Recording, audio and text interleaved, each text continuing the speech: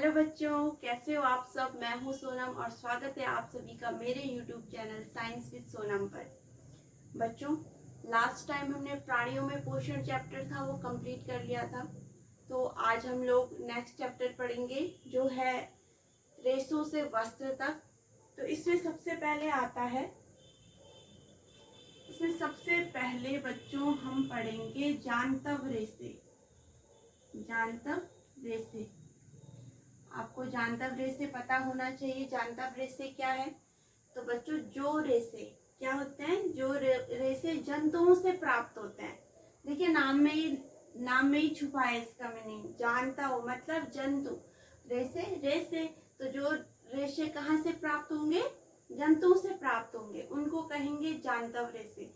तो जो ये चैप्टर है बच्चों, इसमें हम पढ़ेंगे कि कौन कौन से जानवर है जिनसे हमें क्या प्राप्त होगा, रेशे प्राप्त होंगे, और किस किस विधि से क्या करेंगे, उन रेशों को हम इस प्रकार से बनाएंगे कि वो क्या कपड़े जो हम स्वेटर पहनते हैं और किन किन विधियों से उनके डोरमेट जो चटाई होती है, जो हमारी स्वेटर होती हैं, या फिर उपयोग की कितनी भी सारी चीजें होती हैं, उनसे कैसे बनाए जाते हैं। तो इस चैप्टर में हम इन सब के बारे में पढ़ेंगे बच्चों। चलिए स्टार्ट करते हैं। और हाँ बच्चों, उससे पहले एक बात आप ध्यान से सुनिएगा, इधर उधर देखना बंद कर दीजिए, पेन पेंसिल का ढक्कन चबाना बंद कर दीजिए और ध्यान दीजिए पूरा बोर्ड पर।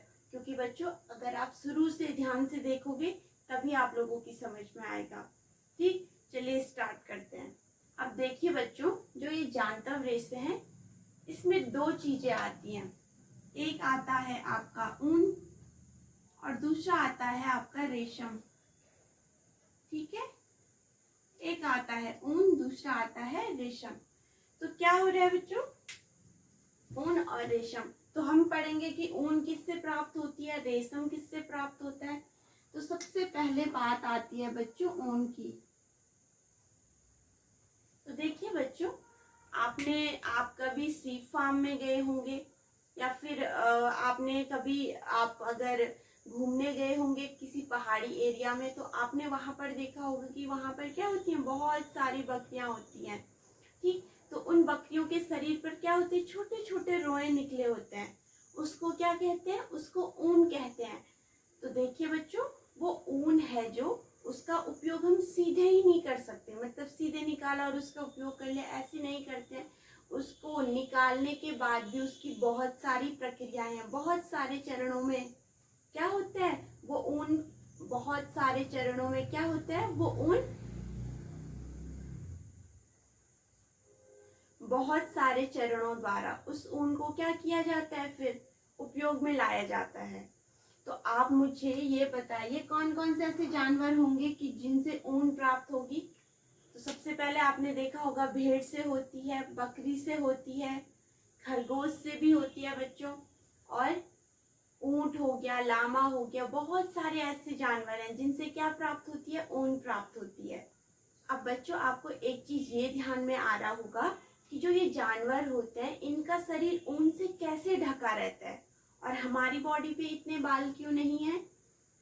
तो बच्चों, इसका एक सिंपल सा आंसर है। क्या हम क्या पहनते हैं? हम कपड़े पहनते हैं। हमें सर्दियों से बचाने के लिए क्या हमारे पास कपड़े हैं, और जो जानवर हैं उनको हम कपड़े नहीं पहना सकते, उनके पास कपड़े नहीं होते हैं। तो क्या होता है, उन्होंने प्रकृति में खुद को जिंदा रखने के लिए, या प्रकृति का ऐसा व्यवहार है कि उनके शरीर में क्या है, उतने सारे रोए उत्पन्न हो रखे हैं। तो वो रोए क्या होते हैं बच्चों? वो रोए उनको सर्दियों में बचा के रखते हैं। ठीक, और जब वो झाड़ियों में जाते हैं तो कांटों से उनको, उनके शरीर को बचा के रखते हैं। तो उन रोओं का भी उनके शरीर में बहुत ज्यादा महत्व है। तो बच्चों, इनके शरीर में जो ऊन होती है वो क्यों होती है कि जो ऊन होती है उसके अंदर बहुत सारी वायु भर जाती है। और हम लोग अगले चैप्टर में, जो आने वाला चैप्टर है, उसमें पढ़ेंगे कि जो वायु होती है वो ऊष्मा की कुचालक होती है। तो इस तरह से क्या होता है कि जो उनका शरीर होता है बच्चों, तो उस शरीर को क्या करती है, उस शरीर को सर्दियों में गर्म रखने का काम कौन करती है? वो ऊन करती है। उस ऊन का बहुत यूज है बच्चों। यूज कैसे है, एक तो वो क्या करती है, जंतु के शरीर को ठंड में बचा के रखती है। दूसरा क्या यूज है बच्चों, जब कभी क्या होते हैं, जो जंगली जानवर होते हैं वो कहाँ चले जाते हैं, झाड़ियों में चले जाते हैं, तो वो ऊन क्या करती है, कांटों से उन उन जंतुओं के शरीर को बचा के रखती है। ठीक, तो ये दो यूज उसके शरीर के लिए भी होगी। और हमारे लिए तो आपने सर्दियों में देखा होगा क्या होती हैं, शॉलें होती हैं, स्वेटर होते हैं, जितने भी गर्म चीजें होती हैं वो किसी न किसी जानवर की क्या ऊन से बनाई जाती हैं। बच्चों जो हमें ऊन प्राप्त होती है वो जंतुओं के शरीर में जो रोएदार रेशे होते हैं उनसे प्राप्त होती है। और जो वो रोएदार रेशे होते हैं बच्चों, वो भी क्या, जो रोएदार, ये ऊन हमें किससे प्राप्त होती है, रोएदार रेशों से। बच्चों रोएदार रेशों से हमें क्या प्राप्त होती है, हमें ऊन प्राप्त होती है। दूसरा क्या है बच्चों, कि जो ये रोएदार रेशे हैं, जैसे हमारी बॉडी में भी दो टाइप के बाल होते हैं। आपने देखा होगा बच्चों, जो क्या होते हैं, एक बाल बहुत हार्ड होते हैं, जैसे दाढ़ी के बाल देखे होंगे आपने, बहुत हार्ड होते हैं, और दूसरे बाल सॉफ्ट से होते हैं, जैसे हमारे सिर के बाल बहुत सॉफ्ट से होते हैं, हमारे हाथों में जो बाल होते हैं वो भी बहुत सॉफ्ट से होते हैं। तो वैसे जो जानवर होते हैं उनके भी क्या होते हैं बच्चों, दो टाइप के बाल होते हैं। एक होते हैं मुलायम बाल, और दूसरे होते हैं बच्चे कठोर बाल। ठीक है, या इनको खुरदुरे बाल भी बोल सकते हो आप। तो ये दो टाइप के जो बाल होते हैं ये जंतुओं के शरीर में भी होते हैं। इनमें से जो ये मुलायम बाल होते हैं इनसे क्या प्राप्त करते हैं, हम ऊन प्राप्त करते हैं। तो इनमें से जो मुलायम ऊन होती है बच्चों, इससे हम कार्तिक रेशे, कार्तिक मतलब जिससे बनाया जाता है ऊन, उसको हम किससे प्राप्त करते हैं, मुलायम रेशों से। अगर अब आपसे कोई पूछे या फिर एग्जाम में आपके क्वेश्चन आए कि जंतुओं के शरीर के जो दो प्रकार के बाल होते हैं उनमें से किस टाइप के बाल से हमें ऊन प्राप्त होती है, तो आप फट से जवाब में क्या लिखोगे, मुलायम। तो आप जवाब में क्या लिखोगे, मुलायम। तो बच्चों क्या होता है, जो मुलायम रेशे होते हैं उनसे हमें क्या प्राप्त होती है, ऊन प्राप्त होती है। अब क्या होता है बच्चों, भेड़ की जो नस्लें होती हैं उनमें से कुछ नस्लें ऐसी होती हैं जिनमें केवल कैसे बाल होते हैं, जिनमें केवल मुलायम बाल होते हैं।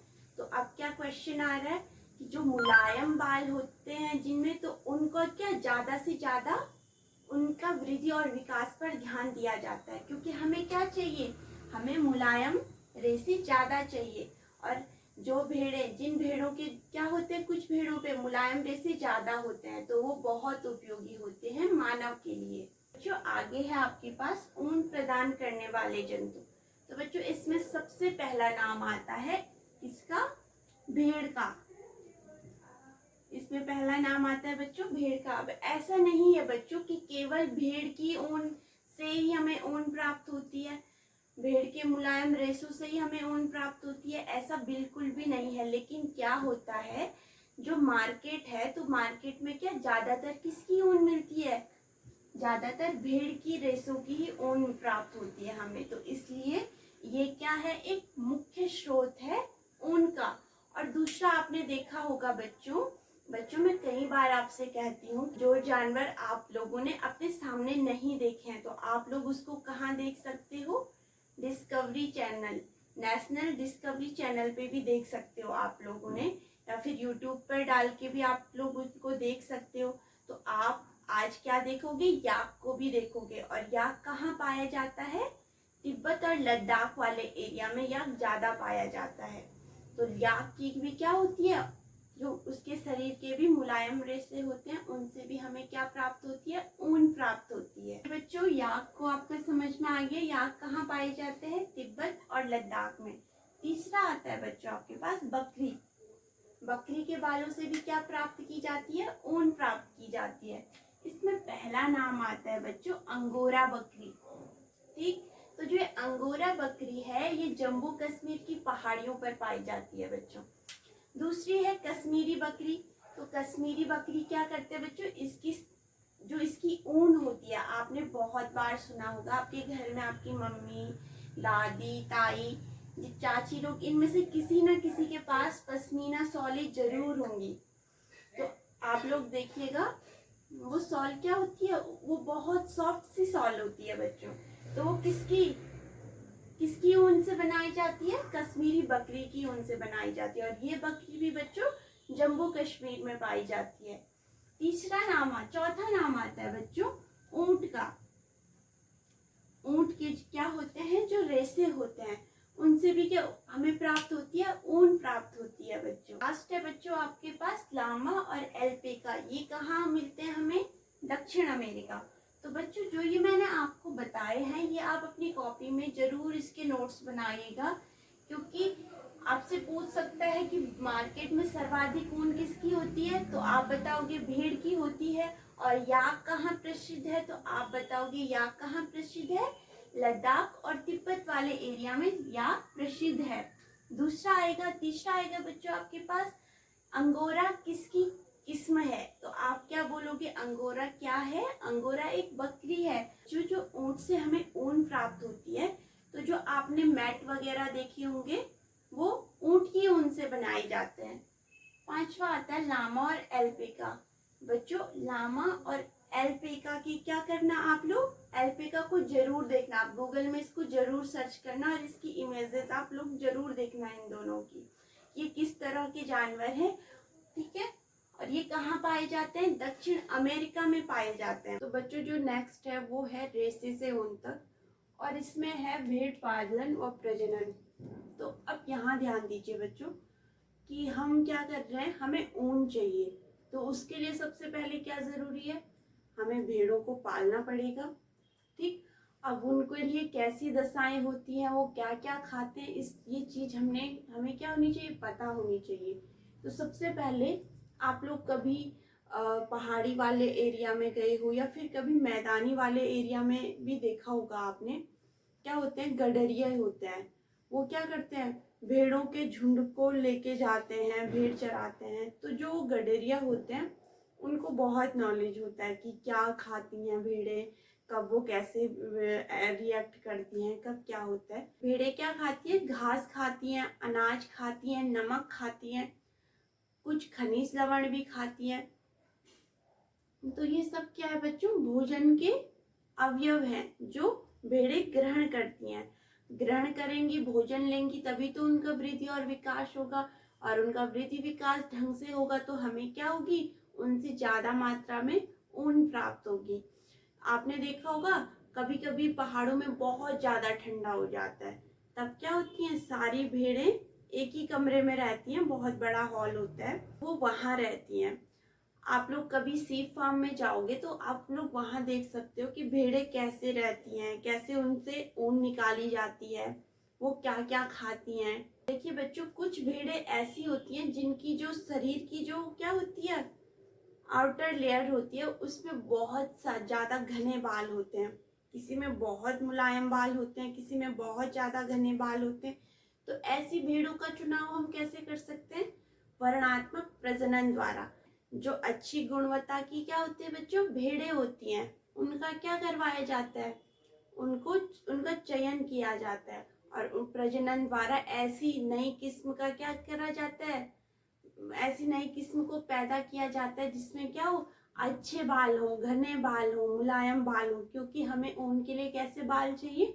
मुलायम बाल चाहिए। और फिर क्या करते हैं कि जब भेड़ के शरीर पर बहुत ज्यादा बाल आ जाते हैं, ठीक है, जब भेड़ के शरीर पर बहुत ज्यादा बाल आ जाते हैं तब उन बालों को काटा जाता है।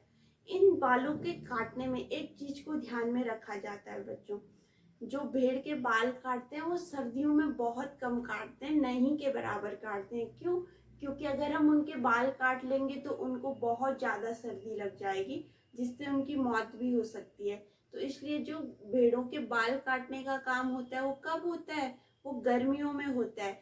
अब गर्मियों में बाल काटेंगे तो उनको क्या होगा? गर्मी से निजात मिलेगी और हमें क्या प्राप्त हो जाएगी? हमें ऊन प्राप्त हो जाएगी। तो ये दो काम एक साथ हो जाएंगे। जो नेक्स्ट है वो है रेशों को ऊन में संसाधित करना, कि किस तरह से हम क्या करेंगे?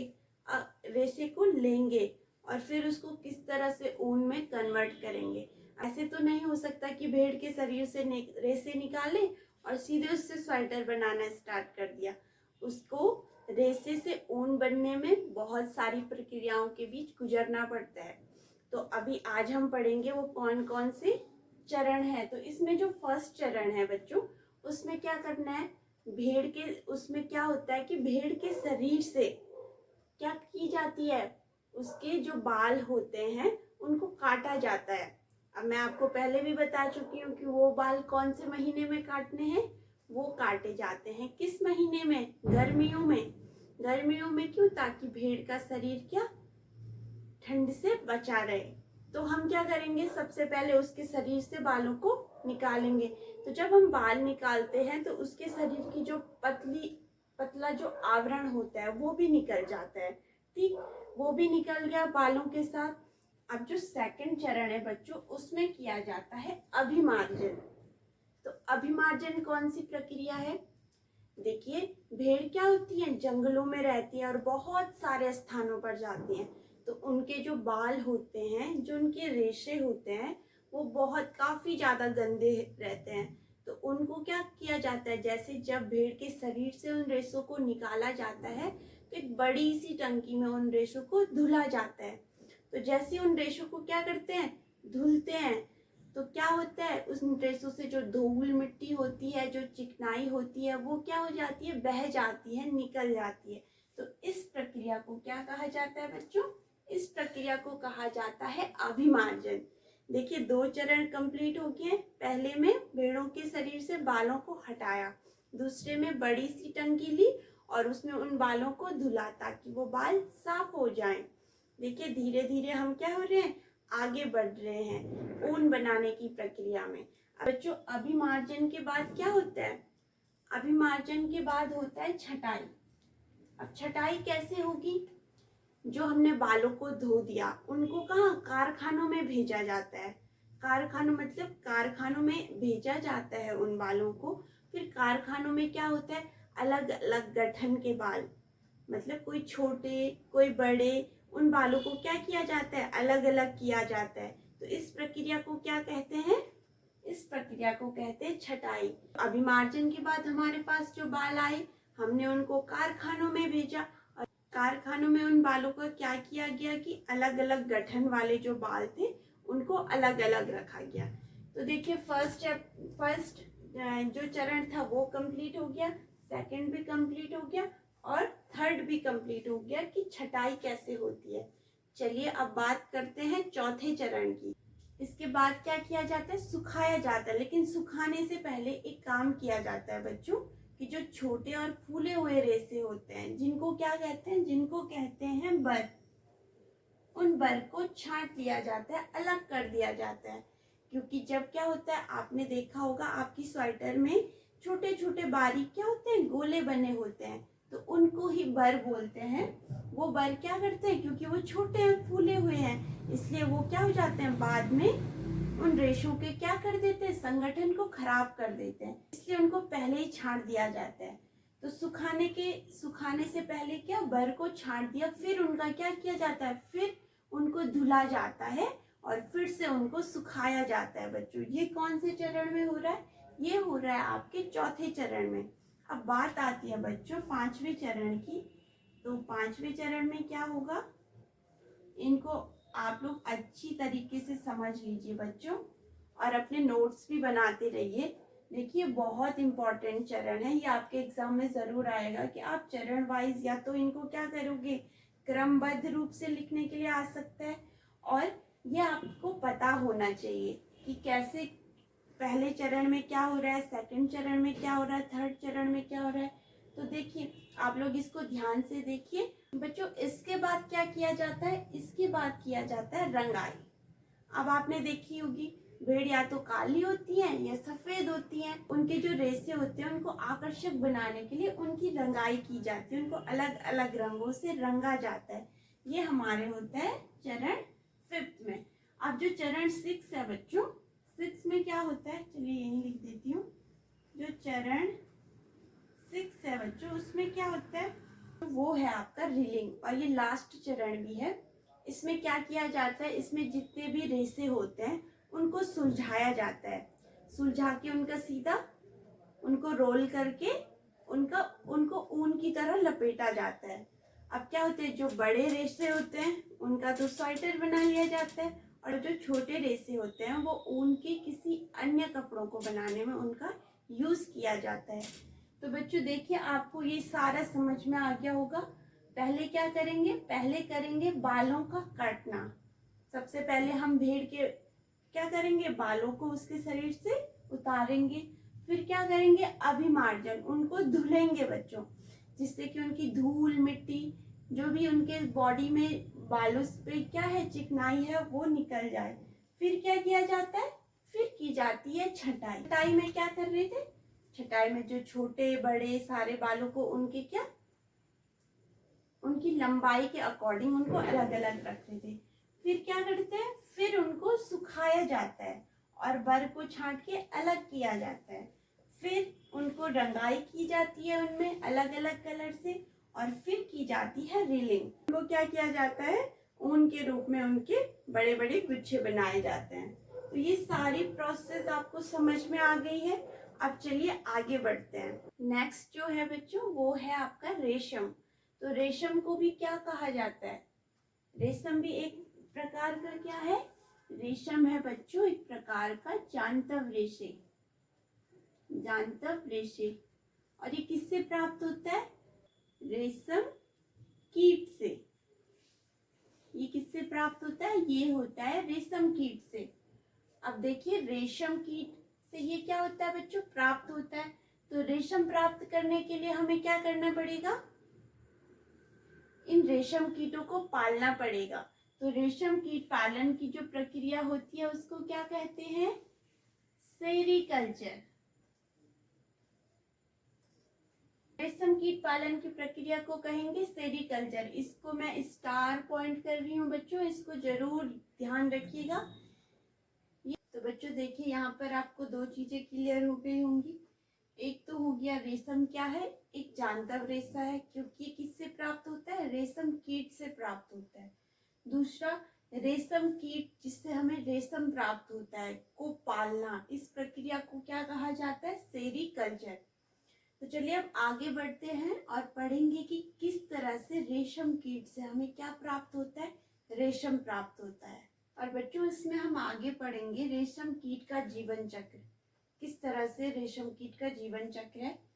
तो सबसे पहले बात आती है, जो मादा रेशम कीट होती है वो क्या करती है, अंडे देती है, और उन अंडों को क्या कहते हैं, कैटरपिलर, इल्ली या रेशम कीट।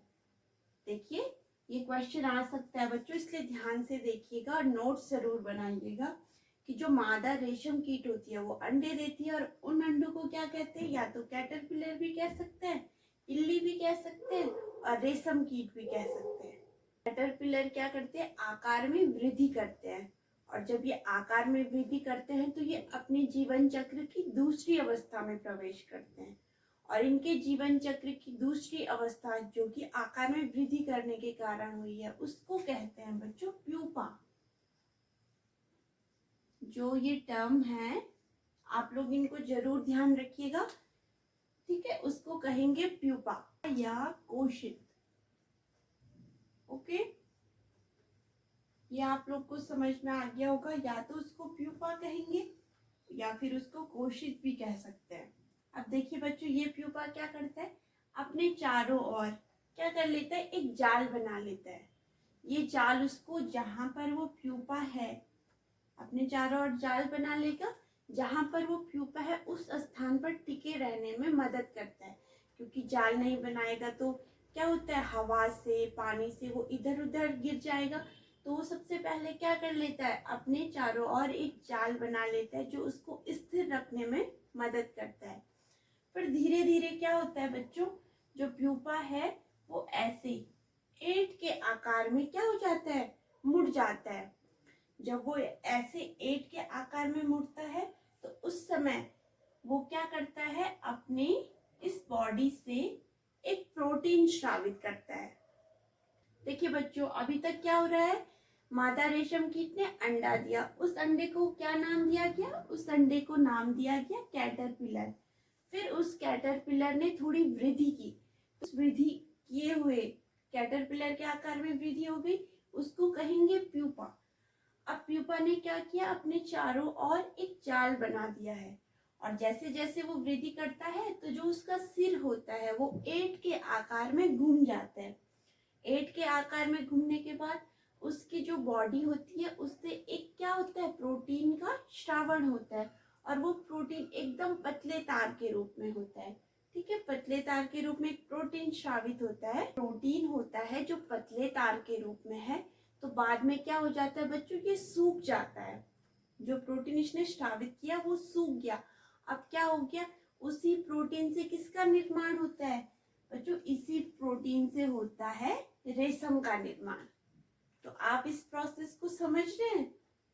देखिए, कैटरपिलर से प्यूपा बना, प्यूपा ने क्या किया, अपनी बॉडी को 8 के आकार में क्या कर दिया, अपने सिर को ऐसे घुमा लिया, और उसी वहीं से क्या हुआ, प्रोटीन का श्रावण हुआ। तो रेशम क्या है, एक प्रोटीन युक्त रेशा है। जब वो क्या करता है, 8 की आकृति में रहता है तो बहुत सारे पतले पतले रेशे क्या हो जाते हैं, उसके बॉडी के चारों ओर बन जाते हैं। जैसे क्या करता है, जब वो अपने सिर को क्या करता है, घुमाता है 8 के आकार में और प्रोटीन श्रावित करता है, तो ऐसा नहीं है एक ही रेशा निकलेगा, बहुत सारे रेशे क्या करते हैं, उसकी बॉडी को ढक लेते हैं। तो उस जब वो प्रोटीन उसको पूरा ढक लेता है तो उस क्या कहते हैं बच्चों, उसको कहते हैं आपका कोकून। किसका निर्माण करता है, कोकून का निर्माण करता है। ये कोकून होता है बच्चों, आगे की जो भी मतलब विकास की जो भी प्रक्रियाएं होती हैं रेशम कीट की, वो इसी कोकून के अंदर होती है। ठीक, और उन्हीं रेशों से क्या बनते हैं, हमारे कपड़े बनते हैं। आपने घरों में देखा होगा, आपकी मम्मी, दादी, चाची, इन लोगों के पास रेशम की साड़ियाँ जरूर होंगी। तो आप लोग उनको देखिएगा कि किस तरह से एक छोटे से कैटरपिलर से इतनी ज़्यादा प्रोसेस हो रही है, और उससे क्या मिल रहा है, उससे हमें वो प्रोटीन युक्त पदार्थ रेशम प्राप्त हो रहा है। और जो ये पतला सा रेशम युक्त पदार्थ होता है, आप कल्पना भी नहीं कर सकते, वो एक स्टील के तार जितना मजबूत होता है। देखिए बच्चों, ये बात तो आपको पता चल गई है कि रेशम का निर्माण किससे हो रहा है, रेशम कीट से हो रहा है। तो रेशम कीट से रेशे का निर्माण किया जा रहा है रेशम के।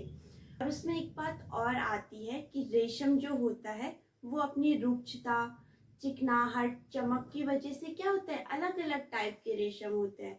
तो इनमें से कुछ ये जो 3 टाइप के हैं, ये मुख्य प्रकार के रेशम है। एक होता है टसर रेशम, दूसरा होता है मूंगा रेशम, तीसरा होता है बच्चों आपको कोशा रेशम। तो ये क्या हो गए, आपके 3 टाइप के रेशम हो गए। ये किसके आधार पर विभाजित किए गए हैं, ये किए गए हैं आपके चमक के आधार पर, चिकनाहट के आधार पर।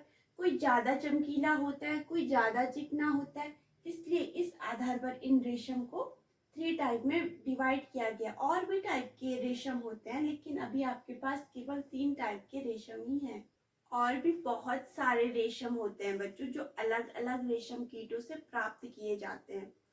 अब क्या होता है, जो सबसे सामान्य रूप से जो रेशम प्राप्त होता है, और सबसे सामान्य रूप से आपने देखा भी होगा, आपके अगल बगल अगर कहीं रेशम सहतूत के पेड़ देखे होंगे आपने, तो सहतूत के पेड़ में क्या होता है, रेशम का कीड़ा होता है। आप उसको आसानी से देख सकते हो कि वो किस तरह से क्या कर रहा है, रेशम का रेशे का निर्माण कर रहा है। तो सबसे सामान्य प्रकार का कौन सा रेशम हो गया, सहतूत, शहतूत का रेशम।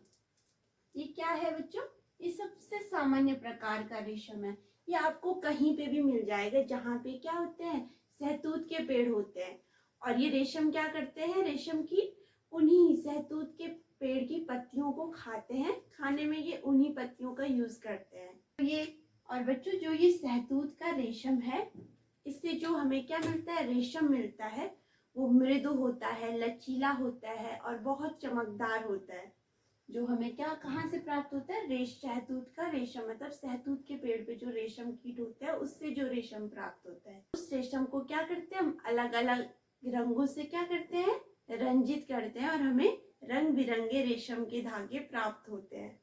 अब इस काम के लिए हमें रेशम चाहिए, तो सबसे पहले हमें क्या करना होगा, रेशम के कीटों को पालना होगा। फिर उनके कोकूनों से क्या तैयार किया जाता है, रेशम तैयार किया जाता है। बच्चों अब देखिए कैसे रेशम के कीटों को पाला जाता है। तो जो एक रेशम कीट होती है वो एक बार में सैकड़ों क्या करती है, अंडे देती है। उन रेशम कीटों को क्या किया जाता है, जो कागज का कोई पट्टा होगा या पट्टियों में बिल्कुल सावधानी से निकाला जाता है। जैसे उनको निकाला फिर उनको क्या किया जाता है, रेशम कीट पालकों को उनको दे दिया जाता है।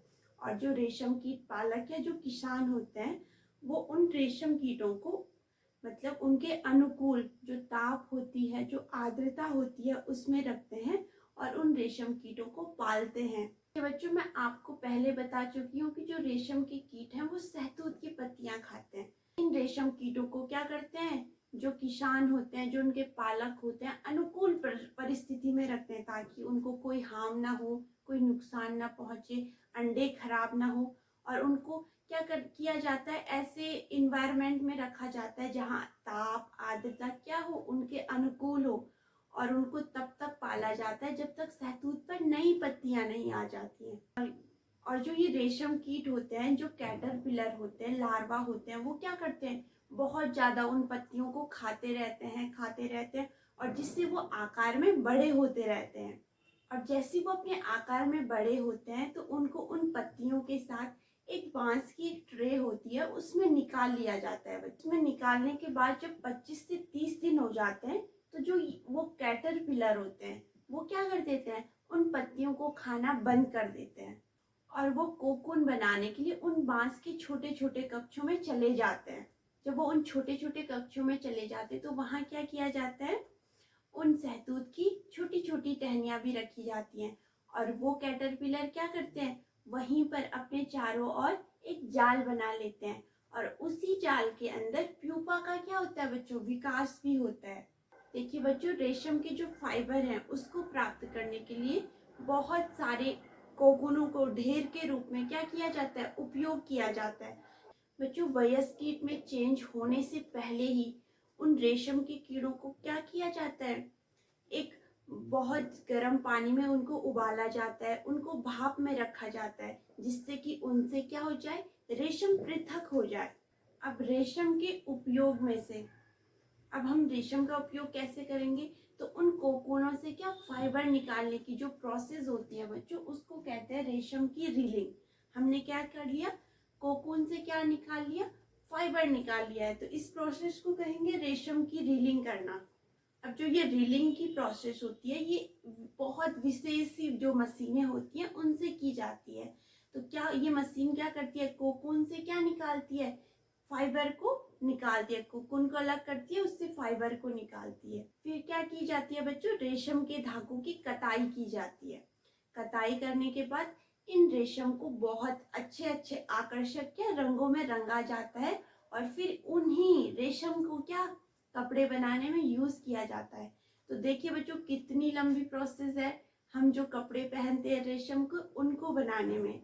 तो जो रेशम हो गया और जो हमारी ऊन हो गई, भेड़ की ऊन हो गई, हमारे लिए कितने यूजफुल है। और इस सब को बनाने में कौन कौन सी प्रोसेस है ये हम पढ़ चुके हैं। तो बच्चों ये चैप्टर आपका कंप्लीट हो गया है। और इससे जुड़ी अगर आपको कोई भी प्रॉब्लम है, कोई भी समस्या है तो आप मुझे कमेंट में ज़रूर बताइएगा। और अगर आपको किसी चीज़ में डाउट है तो आप ज़रूर पूछ सकते हैं मुझे कमेंट में। तो ठीक है बच्चों, आज के लिए इतना काफ़ी है। आप लोग अपना ध्यान रखिएगा। और हाँ, जाने से पहले मेरी एक बात ज़रूर सुनिएगा कि आप लोग नोट्स ज़रूर बनाइएगा, क्योंकि नोट्स बनाना बहुत ज़रूरी है। देखिए जब आप नोट्स बनाते हो तो क्या होता है, जो आप पढ़ रहे हो वो आप लिख भी रहे हो तो आपको क्या होता है, ज़्यादा अच्छे से और जल्दी से समझ में आ जाता है। और नोट्स बनाना एक बहुत अच्छी आदत है, इसलिए आप नोट्स ज़रूर बनाइएगा। तो चलिए बच्चों, आज के लिए इतना काफ़ी है। आप लोग अपना ध्यान रखिएगा और मिलूंगी मैं आपको आपके नेक्स्ट चैप्टर के साथ। तब तक के लिए बाय बाय।